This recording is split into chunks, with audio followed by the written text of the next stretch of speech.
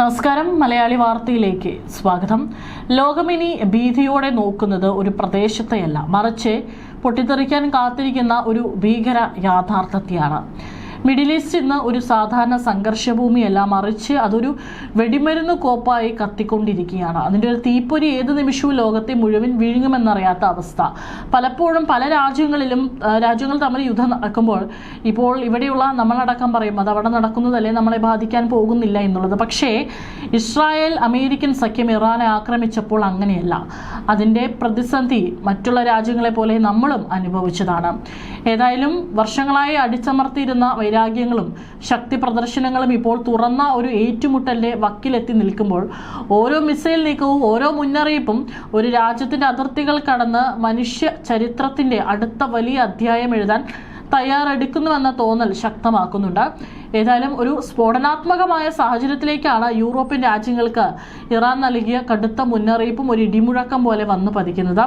ഈ സംഘർഷത്തിലേക്ക് നേരിട്ട് കടന്നു കയറരുത് എന്ന ഇറാന്റെ കർശനമായ നിലപാട് വെറുമൊരു നയതന്ത്ര പ്രസ്താവനയല്ല, മറിച്ച് നിയന്ത്രണം വിട്ടുപോയാൽ യുദ്ധത്തിന്റെ അതിർവരമ്പുകൾ ഏഷ്യയും കടന്ന് യൂറോപ്പിലേക്കും വ്യാപിപ്പിക്കുമെന്ന കൃത്യമായ ഭീഷണിയാണ് അതിൽ ഒളിഞ്ഞിരിക്കുന്നത്.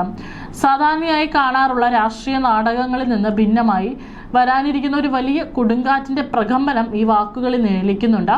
അന്താരാഷ്ട്ര സമൂഹം ശ്വാസമടക്കി പിടിച്ചു നോക്കുന്ന ഈ വഴിത്തിരിവ് ലോക ചരിത്രത്തിലെ തന്നെ ഏറ്റവും നിർണായകമായ ഒന്നായി മാറിയേക്കാം. മിഡിൽ ഈസ്റ്റിലെ സംഘർഷം ഒരു പ്രാദേശിക തർക്കത്തിൽ നിന്ന് മാറി വൻ ശക്തികൾ നേർക്കുനേർ വരുന്ന ഒരു ലോകയുദ്ധ സമാനമായ അന്തരീക്ഷത്തിലേക്ക് നീങ്ങുകയാണോ എന്ന ചോദ്യമാണ് ഇന്ന് ആഗോളതലത്തിൽ ഉയരുന്നത്. ഈ മുന്നറിയിപ്പിന്റെ ആഴവും പശ്ചാത്തലവും പരിശോധിക്കുമ്പോൾ മിഡിൽ ഈസ്റ്റ് കാത്തിരിക്കുന്നത് പ്രവചനാതീതമായ നാളുകളെയാണെന്ന് വ്യക്തമാക്കുന്നു. പശ്ചിമേഷ്യയിൽ യുദ്ധം കൊടുമ്പിരി കൊള്ളുന്നതിനിടെ ലോകത്തെ പ്രമുഖ അമേരിക്കൻ സാങ്കേതിക വിദ്യാ കമ്പനികൾക്കെതിരെയും പരസ്യമായ ഭീഷണിയുമായിട്ടാണ് ഇറാന്റെ റെവല്യൂഷണറി ഗാർഡ്സ് രംഗത്ത് വരുന്നത്. NVIDIA, ആപ്പിൾ, മൈക്രോസോഫ്റ്റ്, ഗൂഗിൾ തുടങ്ങിയ 18 മുൻനിര കമ്പനികളെ തങ്ങളുടെ നിയമപരമായ ലക്ഷ്യങ്ങളായി പ്രഖ്യാപിച്ച് ഇറാൻ ഇപ്പോൾ മുൻപോട്ട് വരുമ്പോൾ ഈ സ്ഥാപനങ്ങൾക്കെതിരെ എപ്പോൾ വേണമെങ്കിലും ആക്രമണം ഉണ്ടായേക്കാമെന്ന മുന്നറിയിപ്പാണ് നൽകിയിരിക്കുന്നത്.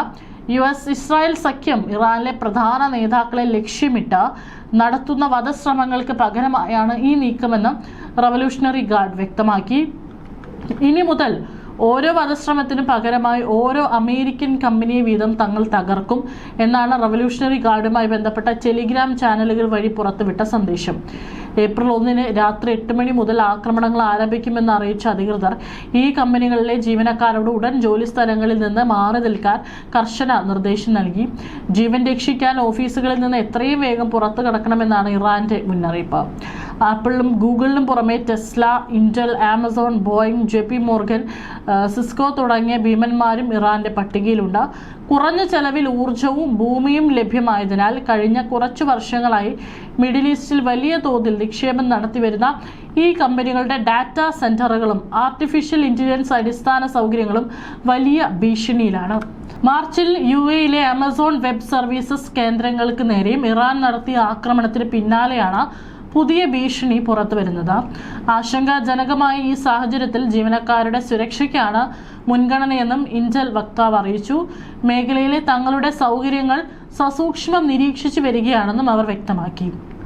യുദ്ധം കേവലം അതിർത്തികളിൽ മാത്രം ഒതുങ്ങാതെ ആഗോള സാമ്പത്തിക വ്യവസ്ഥയുടെ നട്ടെല്ലായ ടെക് കമ്പനികളിലേക്ക് കൂടി വ്യാപിക്കുന്നത് ലോകരാഷ്ട്രങ്ങളെ മുൾമുനയിൽ നിർത്തിയിരിക്കുകയാണ്. ഇറാനിലെ സൈനിക നടപടികൾ 2-3 ആഴ്ചകൾക്കുള്ളിൽ അവസാനിക്കുമെന്ന് ട്രംപ് ശുഭാപ്തി വിശ്വാസം പ്രകടിപ്പിച്ചിട്ടുണ്ട്. എന്നിരുന്നാലും 3400-ലധികം ഇറാൻ പൗരന്മാരും 13 US സൈനികരും കൊല്ലപ്പെട്ട ഈ യുദ്ധം കൂടുതൽ സങ്കീർണമായ തലങ്ങളിലേക്ക് നീങ്ങുകയാണ്.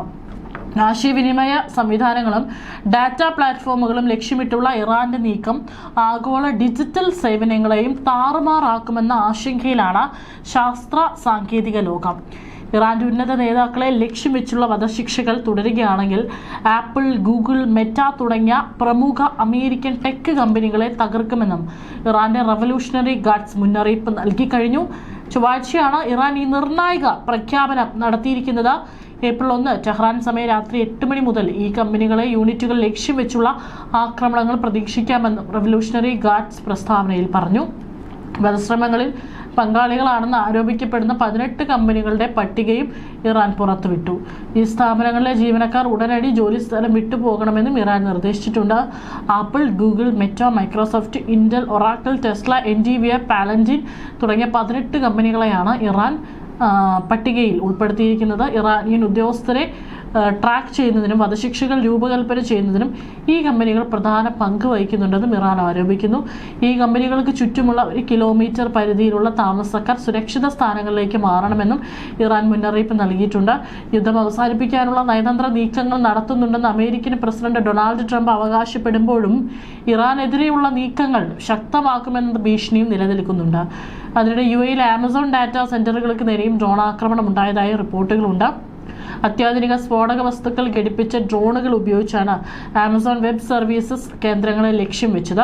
കെട്ടിടങ്ങളുടെ പ്രവർത്തനങ്ങളെ സാരമായി ബാധിക്കുന്ന രീതിയിലായിരുന്നു ആക്രമണം. ഇതിനു പുറമെ ബഹ്റൈനിലെ ഒരു ഡാറ്റാ സെന്ററിന് സമീപവും സ്ഫോടനം ഉണ്ടാവുകയും നാശനഷ്ടങ്ങൾ സംഭവിക്കുകയും ചെയ്തിരുന്നു. ഇസ്രായേലിലെ പ്രധാന ആശയവിനിമയ കേന്ദ്രങ്ങളെയും വ്യവസായശാലകളെയും ലക്ഷ്യം വെച്ച് ഇറാൻ ഡ്രോൺ ആക്രമണങ്ങൾ നടത്തിയതായും ഇറാനിയൻ സൈന്യം അവകാശപ്പെട്ടു. ഹിഫയിലെ AT&T, സിമെൻസ് തുടങ്ങിയ കമ്പനികളുടെ കേന്ദ്രങ്ങളെയാണ് ഇറാൻ ലക്ഷ്യം വെച്ചത്. നേതാക്കളുടെ വധത്തിന് പകരമായി അംഗഭംഗം വരുത്തുന്ന തിരിച്ചടി നൽകുമെന്ന ഉറച്ച നിലപാടിലാണ് ഇറാൻ ഭരണകൂടം. ഇത് വരും ദിവസങ്ങളിൽ പശ്ചിമേഷ്യയിൽ വലിയ യുദ്ധസമാനമായ സാഹചര്യം ഉണ്ടാക്കുമെന്നും ആശങ്കപ്പെടുന്നു. ഇറാന്റെ പുതിയ മുന്നറിയിപ്പും അമേരിക്കയുടെ നീക്കങ്ങളും സൂചിപ്പിക്കുന്നത് വരും ദിവസങ്ങളിൽ നയതന്ത്രജ്ഞർക്ക് വിശ്രമമില്ലാതാകുമെന്നാണ്. മിഡിൽ ഈസ്റ്റിലെ സമാധാനം എന്നത് കേവലം ഒരു പ്രാദേശിക ആവശ്യമല്ല, മറിച്ച് ലോകത്തിന്റെ സാമ്പത്തിക ഭദ്രതയ്ക്കും സുരക്ഷയ്ക്കും അനിവാര്യമായ ഒന്നാണ്. തോക്കുകൾക്ക് പകരം വാക്കുകൾക്ക് പ്രാധാന്യം നൽകുന്ന ഒരു സാഹചര്യം ഉടലെടുത്തില്ലെങ്കിൽ ചരിത്രം സാക്ഷി വഹിക്കാൻ പോകുന്നത് പ്രവചനാതീതമായ നാശനഷ്ടങ്ങൾക്കായിരിക്കും. അതുകൊണ്ട് തന്നെ ആഗോള ശക്തികളുടെ വിവേകപൂർണമായ ഇടപെടലുകൾ മാത്രമാണ് ഈ സ്ഫോടനാത്മകമായ സാഹചര്യത്തിൽ ലോകത്തിന് മുന്നിലുള്ള ഏക പ്രത്യാശ.